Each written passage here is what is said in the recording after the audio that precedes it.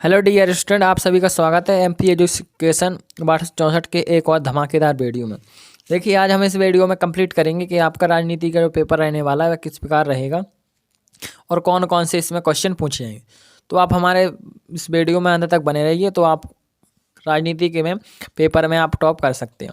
तो देखते हैं हम इस प्रकार। सबसे पहले देखिए, आपका सेट ये रहेगा। सबसे पहले आपको दिया जाएगा रोल नंबर डालने को, तो आपको पेंसिल से अपने पेपर में रोल नंबर डाल लेना है। वैसा देखिए, आपका राजनीति विज्ञान मुख्य परीक्षा वर्ष 2024 और देखिए आपके क्वेश्चन रहेंगे 23, फ्रंट पेज रहेंगे 8 और टाइम रहेगा 3 घंटे और मार्क्स रहेंगे 80। अब देखते हैं हम इस पेपर को पूरा हल सहित। देखिए, सबसे पहले जो आपका क्वेश्चन रहेगा आपके सामने, उसमें रहेंगे आपके सही विकल्प चुनकर सही विकल्प का चयन करके लिखिए। ये आपके 6 नंबर के विकल्प रहेंगे। पहला विकल्प है समाजवादी गुट के देशों को कहा जाता था, तो प्रथम दुनिया के देश। देखिए, दूसरा यूरोपीय यूनियन संघ की स्थापना कब हुई, तो यूरोपीय यूनियन संघ की स्थापना 1992, ऑप्शन नंबर आ करेक्ट आंसर। अब देखिए, आपका तीसरा है विश्व स्तर पर वित्तीय व्यवस्था की देखरेख कौन करता है, WHO, IMF या WTO या इनमें से कोई नहीं। तो इसका हो जाएगा ऑप्शन नंबर बा IMF। इसका फुल फॉर्म होता है इंटरनेशनल मनी फंड। और देखिए, इस प्रकार इसका आंसर हो जाएगा।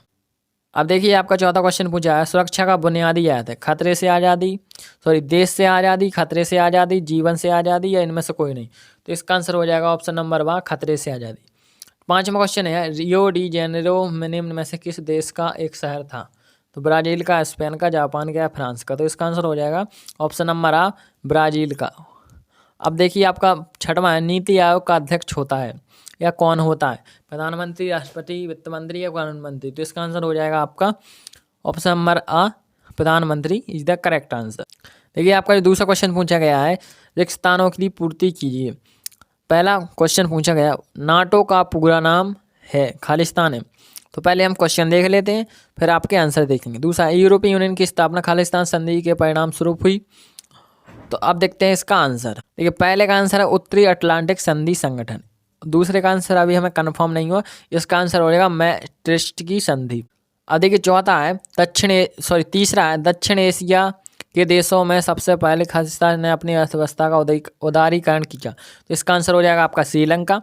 चौथा है अंतर्राष्ट्रीय न्यायालय का मुख्यालय कहाँ खालिस्तान में है, इसका हो जाएगा आपका हैगनगर।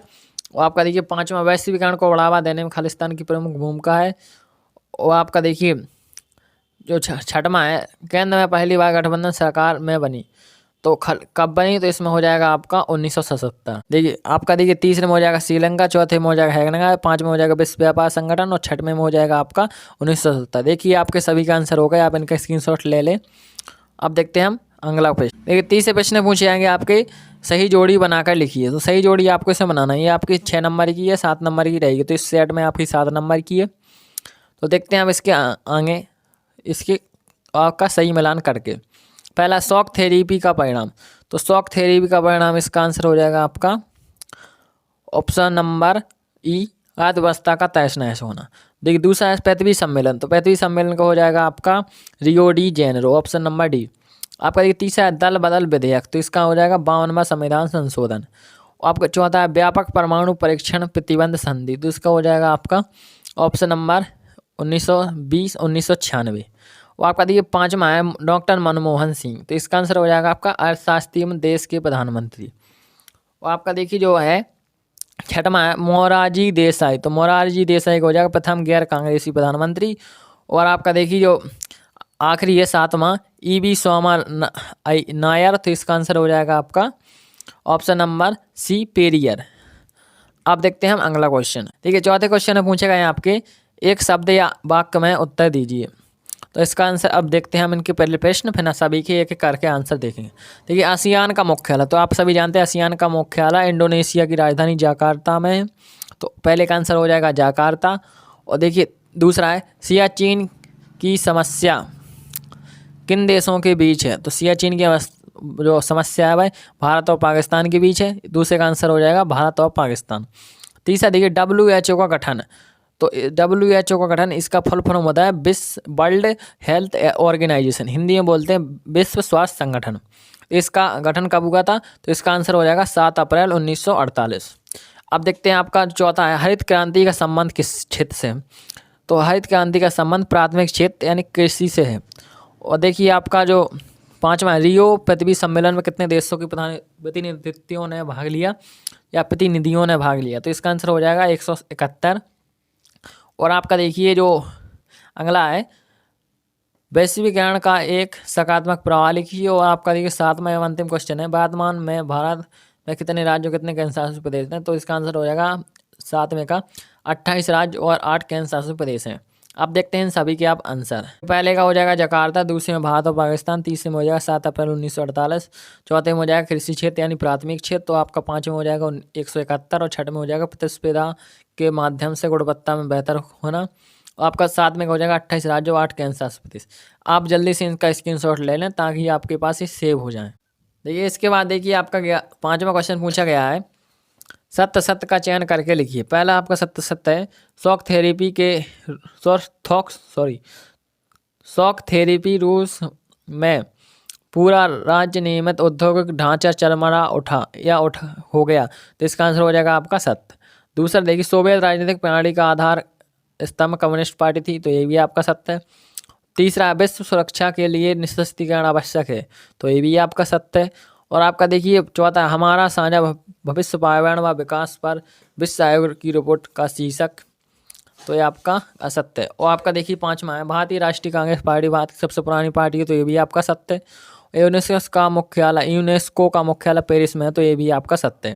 देखिए इस प्रकार देखिए इसके आपके सभी सत्य हो जाएंगे। पहला सत्य, दूसरा सत्य, तीसरा सत्य, चौथा सत्य और पांचवा सत्य और छठवां सत्य सभी आपके सत्य हैं। तो आपको सभी को सत्य कह देना। आप देखते हैं हम छठवां प्रश्न। तो इस छठवें प्रश्न में पूछा गया आपका सोवियत संघ के विघटन के कोई 2 कारण लिखिए। तो सोवियत संघ का विघटन के कारण आपको देखने हैं 2 कारण अथवा ध्रुवीकरण का अर्थ क्या है।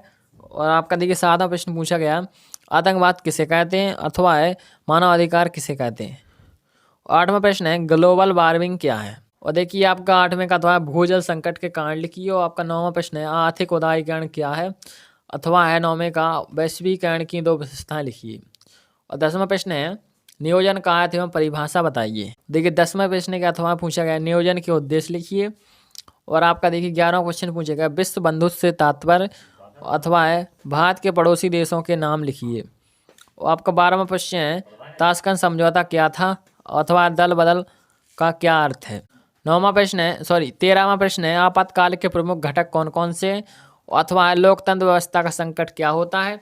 14वां प्रश्न है केंद्र शासित राज्यों के नाम लिखिए। तो इसके नाम मैं आपको बोल कर बता दें जम्मू कश्मीर, लद्दाख, पुडुचेरी, चंडीगढ़, दिल्ली, द्वीप एवं नगर हवेली, लक्षद्वीप, अंडमान निकोबार द्वीप समूह। तो देखिए अब अगला देखिए अथवा है राजा हरि सिंह कहाँ के राजा थे। तो ये आपके देखिए जम्मू एंड कश्मीर के यानी कश्मीर के राजा थे। अब देखते हैं आपका 15वां क्वेश्चन है गठबंधन की सरकार से क्या तात्पर्य है। 15वें का अथवा है मंडल आयोग का गठन कब किया गया था। मंडल आयोग का गठन कब किया था। और देखिए 16वां प्रश्न सोवियत प्रणाली क्या थी। देखिए 16वें का अथवा है सोवियत प्रणाली की प्रमुख विशेषताएं लिखिए। आपका देखिए 17वां क्वेश्चन है आसियान के कार्यों को समझिए। आसियान संगठन है उसके आपके कार्यों को समझाना है। और आपका देखिए अथवा यूरोपीय यूनियन का गठन के उद्देश्य क्या है और समझाइए। यूरोपीय यूनियन का गठन के क्या उद्देश्य हैं आपको समझाना है। आपका 18वां प्रश्न है राज्य पुनर्गठन आयोग को समझाइए। राज्य पुनर्गठन जो अब 1953 में इसका गठन हुआ था कि इसको आपको समझाना है। और आपका देखिए 18वें का अथवा भारत विभाजन के प्रमुख कारण लिखिए। भारत का विभाजन क्यों हुआ इसके आपको कारण लिखने हैं। आपका देखिए 19वां प्रश्न है क्षेत्रवाद और प्राथमिकतावाद में अंतर स्पष्ट कीजिए। वो अथवा क्षेत्रीयता के प्रमुख कारण लिखिए। 20वां प्रश्न यहाँ से देखिए आपके 4 नंबर के प्रश्न स्टार्ट हो जाएंगे। तो इस यहाँ से आपको आंसर थोड़े बड़े लिखने यानी 120 शब्दों से ज़्यादा। भारत पाक के बीच कश्मीर समस्या को स्पष्ट कीजिए। यानी भारत और पाकिस्तान के बीच कश्मीर समस्या को स्पष्ट कीजिए यानी इस पर आपको टिप्पणी लिखनी है। और आपका देखिए जो अथवा ताशकंद समझौते के प्रमुख प्रावधान क्या थे स्पष्ट कीजिए। ताशकंद समझौता हुआ था इसके आपको लगभग 5 प्रावधान इसमें आपको लिखने हैं। 21वां प्रश्न देखिए संयुक्त राष्ट्र के आधारभूत सिद्धांत समझाइए। संयुक्त राष्ट्र संघ है उसके आपको आधारभूत सिद्धांत आपको बताने हैं। और देखिए आपका जो इसका अथवा है 23वें क्वेश्चन, सॉरी 21वें क्वेश्चन का, सुरक्षा परिषद के कार्यों का वर्णन कीजिए। और इसके बाद जो आपका देखिए क्वेश्चन रहने वाला है 22वां क्वेश्चन है, भारत की विदेश नीति के प्रमुख सिद्धांत कौन कौन हैं समझाइए। और अथवा है कूटनिरपेक्षता नीति के प्रमुख उद्देश्य लिखिए और समझाइए। और आपका देखिए 23वां एवं अंतिम क्वेश्चन है, क्षेत्रीय आंदोलन देश के विकास में बाधक हैं समझाइए। वो आपका देखिए जो अथवा है 23वें का, अलगाववादी आंदोलन क्या है समझाइए। तो देखिए क्षेत्रीय आंदोलन है, आप इस पंजाब आपका देखिए अभी चल रहा है किसानों का, तो इसे क्षेत्रीय आंदोलन भी कहते हैं, क्योंकि वहाँ पर सिर्फ पंजाब के किसान हैं। वो कई लोगों तो इस बात से बुरा भी लग रहा होगा, क्योंकि वो किसान है तो वो किसान की तरह व्यवहार नहीं कर रहे हैं, तो ये आपके विकास में बाधक भी बन सकते हैं और सहायक भी हो सकते हैं। तो इसी प्रकार आपको समझाना है किस प्रकार क्षेत्रीय आंदोलन विकास में बाधक हैं। तो जय हिंद जय भारत। देखिए आपका पूरा पेपर कंप्लीट हो गया है, आप इसी को अच्छे से तैयार कर लेना। आशा करता हूँ कि आपका पेपर अच्छा जाएगा।